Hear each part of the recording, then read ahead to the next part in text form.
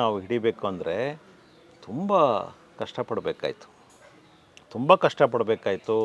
ಅದಕ್ಕೆ ಬೇಕಾದಂತಹ ವ್ಯವಸ್ಥೆಗಳನ್ನ ಮಾಡಬೇಕಾಯ್ತು. ಅಷ್ಟು ಸುಲಭ ಇರಲಿಲ್ಲ.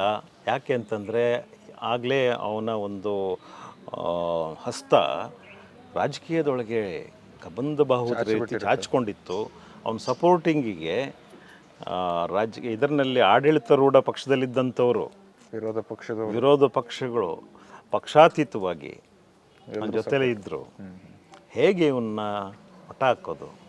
ಅಧಿಕಾರಿಗಳು ಕೆಲವರು ದಕ್ಷರಿದ್ದಾರೆ, ಆದರೆ ಅವರ ಕೈಗಳನ್ನ ಕಟ್ಟಲಾಗಿದೆ. ಇವರು ಹೇಳ್ದಂಗೆ ಕೇಳಬೇಕು, ಯಾರು ಮಿನಿಸ್ಟರ್ಸ್ ಹೇಳ್ದಂಗೆ ಕೇಳಬೇಕು. ಇಂಥದ್ದೆಲ್ಲ ಇತ್ತು. ತುಂಬ ಕಷ್ಟದ ದಿನಗಳದು. ಅವನ್ನ ಕೊನೆಗೂ ಕೂಡ ಪಲಾಯನ ಮಾಡುವ ರೀತಿಯಲ್ಲಿ ಆಗ್ಬಿಡ್ತಾನೆ. ಅವನು ಪಲಾಯನ ಮಾಡಿಸ್ತಾರೋ ಅವನೇ ಆಗ್ತಾನೋ. ಮತ್ತು ಹೆಂಗಾಗಿದ್ದ ಅಂದರೆ ನಮಗೆ ಪರಿಚಯ ಸಿಗದಂಥ ಸ್ಥಿತಿ. ಫುಲ್ಲು ಏನು ಟೋಪನ್ನು ಅಲ್ಲ, ಕ್ರಾಫ್ಟಿಂಗ್ ಅಲ್ಲ, ಏನು ಬಾಲ್ ಡೆಡ್ ಆಗಿದ್ದವನು ಬಾಲ್ ಡೆಡ್ ಮಾಡಿಕೊಂಡು ಸಂಪೂರ್ಣ ಇದು ಹಾಕ್ಕೊಂಡ್ಬಿಟ್ಟಿರ್ತಾನೆ. ಏನು ವಿಗ್ ಥರ. ವಿಗ್ಗಲ್ಲ, ತೆಗಿಲಿಕ್ಕೆ ಬರಲ್ಲ.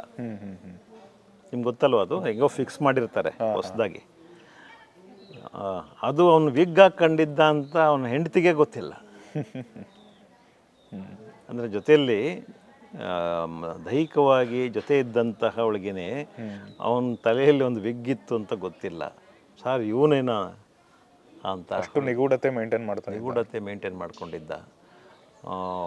ಅಪಾರವಾಗಿ ಹಣ ಒಂಥರ ಹೆಗ್ಗಣ ಥರ ಸಂಗ್ರಹ ಮಾಡಿ ಇಟ್ಕೊಂಡಿದ್ದ. ಚಿನ್ನದ ಗಟ್ಟಿಗಳು, ಮರದೊಂದು ಮನೆಗಳು, ಬೆಂಗಳೂರಿನಲ್ಲಿ ಮನೆಗಳು, ಮೈಸೂರಿನಲ್ಲಿ ಸೈಟ್ಗಳು, ಮನೆಗಳು, ಹೀಗೆ ಚಿನ್ನದ್ದು ಸೋಕಿ, ಸೂಟು ಬೂಟು, ಕಾರುಗಳು, ಯಾವುದ್ಯಾವುದೋ ಕಾರುಗಳು, ಏನೇನೋ ಕಾರುಗಳು ಓಡಿಸ್ಕೊಂಡಿದ್ದ.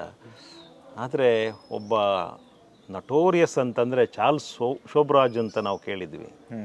ಅವನ ಥರ ಇವನು ಯಾರನ್ನಾದರೂ ಮೆಸ್ಮರೈಸ್ ಮಾಡಿಕೊಂಡು ಮಾತಾಡಿಸಿ, ನಾನು CM 1 to 1 ಇದ್ದೀವಿ ಕಣ್ರಿ ಅಂತ ಹೇಳ್ತಿದ್ದ. ಅದು ತುಂಬ ವೈರಲ್ ಆಗಿದೆ. ಫೋನ್ ಕಾನ್ವರ್ಸೇಷನಲ್ಲಿ ಒಬ್ಬ DCPಗೆ ಸರ್ ಅಂತ ಕರೆಯೋ ನನ್ನ ಅಂತಾನೆ, ಹೆದರ್ಸ್ತಾನೆ. ಅಲ್ಲಿ ಸಿಕ್ಕಾಪಟ್ಟೆ ಬೆಂಗಳೂರಿನಲ್ಲಿ ಹವಾ ಮೇಂಟೈನ್ ಮಾಡಿಬಿಟ್ಟಿದ್ದ. ಬಿಟ್ಟಿದ್ದರೆ ಅವನು MLA ಆಗ್ತಿದ್ದ. ಆ ಥರ ಕೇಸ್ಗಳು ಇವರು.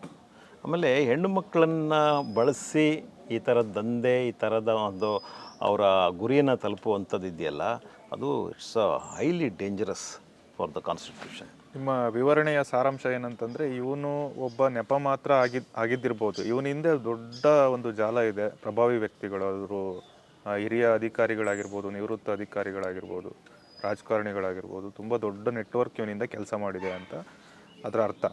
ಬಟ್ ಇವನು ಲಾಸ್ಟ್ ಟೈಮ್ ಇವನು ಸಿಗಾಕೊಂಡಾಗ, ಇವನು ಅರೆಸ್ಟ್ ಆದಾಗ ಇವನೇ ಎಕ್ಸಾಗ್ರೇಟ್ ಆದ ಬಿಟ್ಟರೆ ಅವರು ಒಬ್ಬರ ಹೆಸರು ಕೂಡ ಬರಲಿಲ್ಲ. ಇದೇನು ಕಾರಣ? ಅವ್ರನ್ನ ಯಾಕೆ ಡಿಗ್ಔಟ್ ಮಾಡಲಿಲ್ಲ ಅಂತ? ಎಲ್ಲರ ಬಂಡವಾಳಗಳು ಅವನ ಕೈಯಲ್ಲಿದೆ. ನನಗನ್ಸಿರೋ ಪ್ರಕಾರ ಅವನನ್ನು ಹೊರಗಡೆ ಬಿಡ್ಕೊಳಕ್ಕೆ, ಈಗ ನೋಡಿ ಮುರುಘಾ ಶರಣರನ್ನ ಹೊರಗಡೆ ತಂದಿದ್ದಾರೆ. ಸ್ಯಾಂಟ್ರೋ ರವಿ ಇವನ್ಕಿಂತ ಮೊದಲು ಹೋದವನು ಇನ್ನೂ ಬಂದಿಲ್ಲ. ಯಾಕೆ ಅಂತಂದರೆ ಇವನ ಹತ್ರ ಏನೇನು ಇಟ್ಕೊಂಡಿದ್ದಾನ ಬಾಂಬು ಅಂತ ಅವ್ರಿಗೆ ಭಯ ಇರ್ಬೋದು ಕೆಲವ್ರಿಗೆ. ಅವನೇ ಇವಾಗ ಸುಪ್ರೀಂ ಕೋರ್ಟಿಗೆ ಹೋಗಿದ್ದಾನಂತೆ. ಹೈಕೋರ್ಟ್ನಲ್ಲಿ ಅವನಿಗೆ ಬೇಲ್ ಸಿಕ್ಕಿಲ್ಲ, ಸುಪ್ರೀಂ ಕೋರ್ಟಿಗೆ ಹೋಗಿದ್ದಾನೆ. ಅದು ನಾವು ನಿಭಾಯಿಸ್ತೀವಿ, ನೋಡೋಣ ಬೇರೆ ರೀತಿ. ಆದರೆ ಇವೊಂದು ಇನ್ನೊಂದು ತುಂಬ ಯುನೀಕ್ ಆದಂತಹ ಒಂದು ಸ್ಟೋರಿ ಇದೆ. ಅದು ಸಿನಿಮಾ ಮಾಡ್ಬೋದಾದಂಥ ಸ್ಟೋರಿ. ಅದರಲ್ಲಿ ಸಂತ್ರಸ್ತರ ಜಾಗದಲ್ಲಿ ನಾನೇ ನಿಂತ್ಕೋಬೇಕು.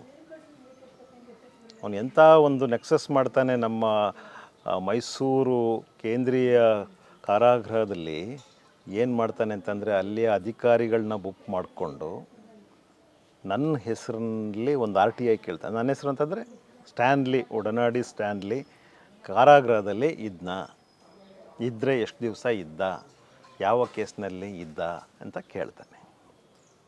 ಅಧಿಕಾರಿಗಳು ಅದಕ್ಕೆ ಒಂದು ಉತ್ತರನೂ ಕೊಟ್ಟಿರ್ತಾರೆ. ಒಡನಾಡಿ ಸ್ಟ್ಯಾನ್ಲಿ ಕಾರಾಗೃಹದಲ್ಲಿ ಇದ್ದ, ಯಾವ ಕೇಸ್ನಲ್ಲಿ?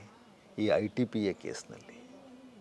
ಇವನೇನು ನಡೆಸ್ತಿದ್ದ ಅದೇ ಸೇಮ್ ಕೇಸು, ಸೇಮ್ ಸೆಕ್ಷನ್ಸಲ್ಲಿ ವಿಚಾರಣಾಧೀನ ಕೈದಿಯಾಗಿ ಇದ್ದ ಅಂತ. ಅಂತ RTI ಇಂದ ಮಾಹಿತಿ ಬರುತ್ತೆ. ಆರ್ ಟಿ ಐಯಲ್ಲಿ ಮಾಹಿತಿ, ಹ್ಮ್. RTI ಮಾಹಿತಿ, RTI ಅಂತಂದರೆ ನಾವು ಹೇಗೆ ನೋಡ್ತಿದ್ದೇವಲ್ವಾ, RTI ಮಾಹಿತಿನ ನಮ್ಮ ಕೇಂದ್ರೀಯ ಕಾರಾಗೃಹದ ಅಧಿಕಾರಿಗಳು ಸುಳ್ಳು ಮಾಹಿತಿಯನ್ನು ಪ್ರಿಂಟ್ ಮಾಡಿ ಕೊಡ್ತಾರೆ, ಸೀಲಾಕಿ ಕೊಡ್ತಾರೆ. ರಘುಪತಿ ಅಂತ ಒಬ್ಬ ಜೈಲರು, ಅದಕ್ಕೆ ಶರ ಹಾಕೋರು ಅಲ್ಲಿಯ ಸೂಪ್ರಿಡೆಂಟ್. ಇವರೆಲ್ಲ ಇವನ ಜೊತೇಲಿ ಸೇರ್ಕೊಂಡು ಈ ಥರದ್ದೊಂದು ಕೆಲಸ ಮಾಡಿರ್ತಾರೆ. ಈ ಹೇಸಿಗೆ ತಿನ್ನೋ ಅಧಿಕಾರಿಗಳು ರಿಟೈರ್ಡ್ ಆದಮೇಲೆ ಭಾಳ ಪೋಸ್ ಕೊಡ್ತವೆ ಇವು. ಇವರು ಈ ಥರ ಹೇಸಿಗೆ ತಿಂದ್ಕೊಂಡೇ ಅವರ ಮಡದಿಗೆ ಸೀರೆ ತಂದು ಕೊಟ್ಟಿರ್ತಾರೆ, ಮಕ್ಕಳನ್ನ ಯಾವುದೋ ದೊಡ್ಡ ದೊಡ್ಡ ಕಾಲೇಜುಗಳಲ್ಲಿ ಬೆಳೆಸ್ತಿರ್ತಾರೆ. ರಿಟೈರ್ಡ್ ಆದಮೇಲೆ ನಾನು ಹಂಗೆ ಮಾಡಿದೆ, ಹಿಂಗೆ ಮಾಡಿದೆ, ನಾನು ಅಂಥ ಕಾರ್ಯಾಚರಣೆ ಮಾಡಿದ್ದೆ, ಇಂಥ ಕಾರ್ಯಾಚರಣೆ ಮಾಡಿದೆ ಅಂತ ಪೋಸ್ ಕೊಡ್ತವೆ. Again I am telling, it doesn't apply to all the officers. ಬರೀ ಕರಪ್ಟ್ ಆಫೀಸರ್ಸ್ ಬಗ್ಗೆ ನಾನು ಮಾತಾಡ್ತಾ ಇದ್ದೀನಿ. ನನ್ನ ಅಲ್ಲಿ ವಿಕ್ಟಿಮೈಸ್ ಮಾಡಿರ್ತಾನೆ ಅವನು. Probably that is the one and only RTI misuse case in India. ಯಾಕೆ ಕೊಡ್ಲಿಕ್ಕೆ ಬರೋದೇ ಇಲ್ಲ.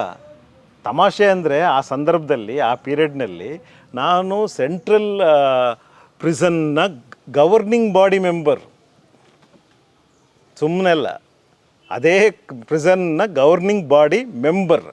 ನಾನೊಬ್ಬ ಇರ್ತೀನಿ, DG ಪ್ರಿಸನ್ ಇರ್ತಾರೆ, ಕಮಿಷನರ್ ಆಫ್ ಪೊಲೀಸ್ ಇರ್ತಾರೆ, SP ಇರ್ತಾರೆ, ಡಿಸ್ಟ್ರಿಕ್ಟ್ ಜಡ್ಜ್ ಇರ್ತಾರೆ, ಇನ್ನೊಂದು 2-3 ಜನ ನಾಮಿನೇಟೆಡ್ ಮೆಂಬರ್ಸ್ ಇರ್ತಾರೆ.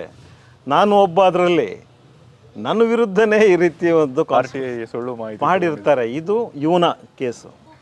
ಈಗ 1 ಕೋಟಿ ರೂಪಾಯಿ ಮಾನನಷ್ಟ ಮೊಕದ್ದಮೆ ಹಾಕಿದ್ದೀನಿ ರಘುಪತಿ ಮೇಲೆ ಮತ್ತು ಇವನ ನನ್ನ ಅಸೋಸಿಯೇಟ್ಸ್. ಇವರು ಎಲ್ಲ ಲಾಯರ್ಸು, ಕೆಲವು ಲಾಯರ್ಗಳನ್ನೂ ಇನ್ವಾಲ್ವ್ ಮಾಡ್ಕೊಂಡು ಮಾಡಿದ್ದಾನೆ. ವಾಟ್ ಎವರ್ ಮೇ ಬಿ, ಇವನ ಕೆಲಸವೇ ಇದು ಈ ಥರದ್ದು. ಈಗ ಒಂದು ಹಂತಕ್ಕೆ ಅವನ ಅಧ್ಯಾಯ ಮುಗ್ದಿದೆ ಅಂತ ನಾನು ಅಂದ್ಕೊಂಡಿದ್ದೀನಿ. ಬಟ್ ಅಷ್ಟು ಸುಲಭ ಇಲ್ಲ. ಇವನ್ನ ಬೆಳೆಸುವಂಥವ್ರು ಇನ್ನೂ ಇದ್ದಾರೆ. ಅವರ ಬಂಡವಾಳ ಹೊರ ಬರುತ್ತೆ ಅನ್ನೋ ಒಂದು ಭಯದಿಂದಲೂ ಕೂಡ ಅವ್ನು ರಕ್ಷಣೆ ಮಾಡೋ ಸಾಧ್ಯತೆ ಇದೆ. ಇವನೊಬ್ಬ ತರಕ್ಲ್ಯಾಂಡಿ, ಇವನೊಬ್ಬ 3rd ಗ್ರೇಡ್ ಪಿಂಪು, ಅಸೋಸಿಯೇಟ್ ಆಗಿದ್ದೀನಿ ಅಂತ ಗೊತ್ತಾಗಬಾರ್ದು ಅಂತ ಹೇಳೋ ಕಾರಣಕ್ಕೆ ಇವತ್ತು ಯಾರು ಮಾತಾಡದೇ ಇರ್ಬೋದು. ಅಥವಾ ಅವನಿಗೆ ಪಾಯ್ಸನ್ ಕೊಟ್ಟು ಅವ್ನು ಸಾಯಿಸಲೂಬಹುದಾದ ಚಾನ್ಸಸ್ಗಳು ಕೂಡ ಇದೆ. ಆಗ್ಬೋದು. ಯಾವ ಚಾನ್ಸಸ್ನ ನಾವು ತಳ್ಳಿ ಹಾಕೋಂಗೇ ಇಲ್ಲ. ನಮ್ಮನ್ನು ನಾವು ಸೇಫ್ ಮಾಡ್ಕೋಬೇಕು ಈಗ ಸದ್ಯಕ್ಕೆ ಅಂತ ಹೇಳೋದ್ರಲ್ಲಿ ಎಲ್ಲರೂ ಕೂಡ ಯೋಚನೆ ಮಾಡ್ತಾ ಇದ್ದಾರೆ. Correct sir. ಈಗ ನೀವು ಹೇಳಿದ್ರಿ ಇಷ್ಟೆಲ್ಲ ಅವನು ಚಿನ್ನದ ಗಟ್ಟಿ ಇಟ್ಟಿದ್ದಾನೆ, ಬೆಂಗಳೂರಲ್ಲಿ ಸೈಟು ಮನೆಗಳಿದೆ, ಮೈಸೂರಲ್ಲಿ ಸೈಟು ಮನೆಗಳಿದೆ, ಸಾಕಷ್ಟು ಆಸ್ತಿ ಪಾಸ್ತಿ ಇದೆ ಅಂತ. ಸೊ ಇದಕ್ಕೆ ಎನ್ಫೋರ್ಸ್ಮೆಂಟ್ ಡೈರೆಕ್ಟರೇಟು ಅಥವಾ ನಮ್ಮ ಆದಾಯ ತೆರಿಗೆ ಇಲಾಖೆ ಏನಾದರೂ ಕ್ರಮ ತಗೊಂಡಿದೆಯಾ ಅಂತ? ನಾವಂತೂ ಕೊಟ್ಟಿದ್ದೀವಿ ಸರ್.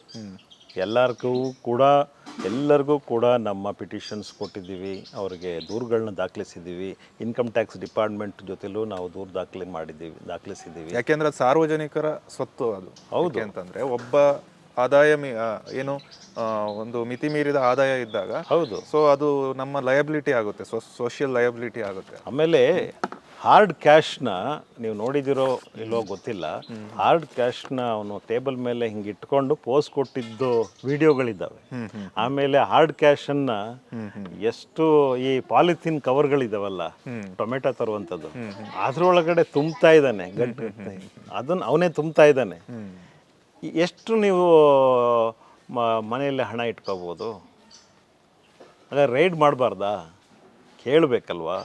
ಇದು ಯಾವುದಕ್ಕೂ ಕೂಡ ಆ್ಯಕ್ಷನ್ಸ್ ಆಗಿದೆ ಅಂತ ನನಗೆ ಗೊತ್ತಿಲ್ಲ. ಆ್ಯಕ್ಷನ್ಸ್ ಆಗಿರಲಿಕ್ಕಿಲ್ಲ. ಯಾಕೆ ಆಗೋದಿಲ್ಲ ಇಂಥವ್ರ ಬಗ್ಗೆ ಅಂತ ಹೇಳೋಕ್ಕೂ ನನಗೆ ಆನ್ಸರ್ ಇದೆ. ಬಟ್ ನಾವು ಸುಮ್ಮನೆ ಇರ್ಲಿಕ್ಕೆ ಬರೋದಿಲ್ಲ. ನಾವು ಕೆಲಸ ಮಾಡ್ತಾ ಇದ್ದೀವಿ. ಸುಪ್ರೀಂ ಕೋರ್ಟ್ನಲ್ಲಿ ಇವನ ಬೇಲ್ ಕ್ಯಾನ್ಸಲೇಷನ್ಗೂ ಕೂಡ ನಮ್ಮ ಕೆಲಸಗಳು ನಡೀತಾ ಇದೆ. ಹುಡುಗಿಯರನ್ನು ಫಸ್ಟು ಅವನೇ ಬಳಸಿ ದಂಧೆಗೆ ತಳ್ತಿದ್ದ ಅಂತ ಒಂದು ಮಾಹಿತಿ ಇದೆ. ಇವನ ಈ ವಿಕೃತಿಗೆ ಹುಡುಗಿರು ಹೇಗೆ ಒಪ್ಕೊಳ್ತಿದ್ರು ಅಂತ? ನೋಡಿ ಸರ್, ಹೇಗೆ ಅಂತ ಹೇಳೋಕ್ಕೆ ಅವ್ರದ್ದೇ ಆದ ಸ್ಟ್ರಾಟಜಿಗಳಿರ್ತವೆ. ಈಗ ಅವನೇನು ದಂಧೆ ನಡೆಸ್ತೀನಿ ಅಂತ ಯಾವ ಹುಡುಗಿ ಹತ್ರ ಬಂದು ಹೇಳಲ್ಲ. ಯಾವುದೋ ಹೆಣ್ಮಕ್ಳಿಗೆ ಕೆಲವೊಂದು ಸಣ್ಣ ಪುಟ್ಟ ವೀಕ್ನೆಸ್ಗಳು, ಅಂದರೆ ಯಾರಿಗೋ ಹಣಕಾಸು ಬೇಕಾಗಿರುತ್ತೋ, ಅಥವಾ ಇನ್ಯಾರಿಗೋ ಸಹಾಯ ಬೇಕಾಗಿರುತ್ತೋ, ಅಥವಾ ಅವ್ರ ಮನೆಯಲ್ಲಿ ತಂದೆ ತಾಯಿ ಯಾರೋ ಹುಷಾರಿಲ್ಲದೆ ಇರ್ತಾರೋ, ಇವನು ಏನು ಮಾಡ್ತಾನೆ ಅಂತಂದರೆ ಒಂದು ಸ್ಟ್ರಾಟಜಿ ಅವರವರ ಅಗತ್ಯಕ್ಕೆ ತಕ್ಕ ಹಾಗೆ ಸ್ಟ್ರಾಟಜಿಗಳನ್ನ ಮಾಡಿ ಅವ್ರಿಗೆ ಹತ್ತಿರ ಆಗ್ತಾನೆ. ಒಂದೇ ಸಲ ಏನು ಅವ್ರ ಮೇಲೆ ಬಿದ್ದುಬಿಡೋದಿಲ್ಲ, ಟೈಮ್ ತಗೊಳ್ತಾನೆ. ಬಕ ಪಕ್ಷಿ ಇದ್ದಂಗೆ ಇವನು ಒಂಟಿ ಕಾಲಲ್ಲೇ ನಿಂತ್ಕೊತಾನೆ.